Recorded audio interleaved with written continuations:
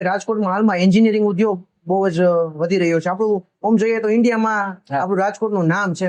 હવે for example કોઈ ઇન્ડસ્ટ્રીએ કોઈ મશીનરી હેવી મશીનરી બનાવી છે, ધરમકાંઠે જાય છે એનું વેઇટ માટે, તો એમાં ઈ-વે બિલની લિમિટ શું છે અને ઈ-વે બિલ બનાવવું જોઈએ કે નહીં? જો હું વેઇટમેન્ટ માટે ગુડ્સની મૂવમેન્ટ કરતો હોય તો નિયમ મુજબ 20 કિલોમીટર સુધી ઈ-વે બિલ ન બનાવીએ તો ચાલે.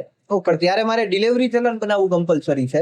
અને ડિલિવરી ચલનમાં સ્પેસિફિકલી મેન્શન કરવાનું કે આ ડિલિવરી ચલન વેઇટમેન્ટ કે વેબ્રિજ સુધી ટ્રાન્સપોર્ટેશન માટે આપણે બનાવેલું છે. પણ એ 20 કિલોમીટરની મર્યાદામાં, જો 20 કિલોમીટરની બહાર મૂવમેન્ટ કરવાની હોય તો ઈ-વે બિલ બનાવવું હિતાવહ કહેવાય. જે એક વધારાનો પોઈન્ટ એવો ધ્યાનમાં રાખવાનો કે જો હું ટ્રાન્સપોર્ટરના પ્લેસ સુધી માલ લઈ જતો હોય, એટલે કે મારી પાસે મારા પ્લેસ ઓફ બિઝનેસ મારું પોતાનું વ્હીકલ નથી અને હું કોઈ ટ્રાન્સપોર્ટર અપોઇન્ટ કરું છું ગુડ્સની મૂવમેન્ટ માટે, તો ટ્રાન્સપોર્ટરના પ્લેસ સુધી 50 કિલોમીટર સુધી લઈ જવાની છૂટ છે વિથઆઉટ પ્રિપેરિંગ ઈ-વે બિલ. બટ એમાં પાછું મારે પાર્ટ એ ફિલ કરવો કમ્પલસરી છે.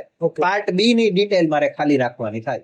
આ જગ્યાએ એ વસ્તુ ખાસ ધ્યાનમાં રાખવાની કે ઈ-વે બિલ મૂવમેન્ટ માટે તો જ વેલિડ થાય કે જો એમાં પાર્ટ એ પ્લસ પાર્ટ બી બંનેની ડિટેલ ભરેલી હોય. જો તમે ટ્રાન્સપોર્ટેશનની ડિટેલ ફિલઅપ નહીં કરો તો that e-way bill is not valid for movement. એટલે આઈડિયલ કોર્સમાં પાર્ટ એ ભરી અને હું ટ્રાન્સપોર્ટરના પ્લેસ સુધી લઈ જઈ શકું, પણ એમાં મારે 50 કિલોમીટરની મર્યાદા ધ્યાનમાં રાખવાની. ઓકે, એટલે સાહેબ આપણે જે મુજબ કીધું 20 કિલોમીટર મારે વજન કાંટા સુધીની છે, પણ 50 કિલોમીટર ટ્રાન્સપોર્ટેશન જી કાંઈ એને લોકેશન છે ત્યાં સુધી. એટલે વજન કાંટે લઈ જવા માટે ડિલિવરી ચલન બનાવવું કમ્પલસરી છે.